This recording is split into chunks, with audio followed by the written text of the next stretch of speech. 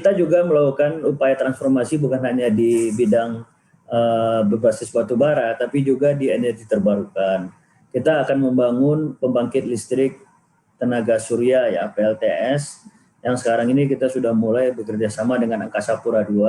Di Soekarno-Hatta kita sudah bangun solar panel di atas di atas gedungnya yang dipakai untuk suplai listrik ke bandara, ke ruang-ruangan di bandara ya. Kemudian kita juga yakin dengan kerjasama dengan Jasa Marga untuk membangun juga panel surya, mungkin penerangan di jalan tol dan lain sebagainya. Nah, yang lebih menjanjikan adalah kita membangun pembangkit listrik tenaga surya di bekas lahan tambang kita di Ombilin dan di Tanjung Enim yang luasnya cukup besar. Itu ada ribuan hektar yang kita bisa manfaatkan untuk kita pasang solar cell, solar panel yang nanti kita bisa manfaatkan untuk menghasilkan listrik tenaga surya yang renewable. Ya. Itu prioritas ke depan. Jadi transformasi bukan hanya berbasis batu bara, tapi juga ke renewable energy. Baik, itu kapan Pak rencana proyeknya mulai dikerjakan?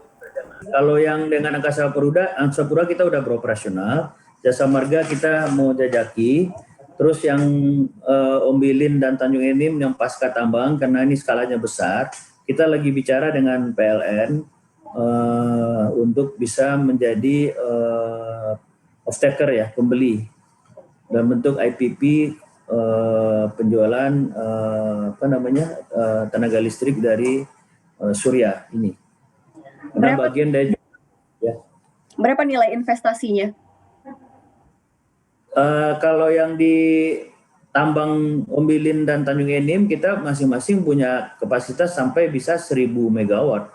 Di Ombilin bisa 1000 megawatt, di Tanjung Enim juga bisa sampai 1000 megawatt. Karena hitungannya untuk 1 megawatt itu diperlukan lahan 1 sampai 1,5 hektar. Kita punya ada ribuan hektar di sana, kita bisa memanfaatkan lahan ini untuk membangun dengan kapasitas sebesar itu.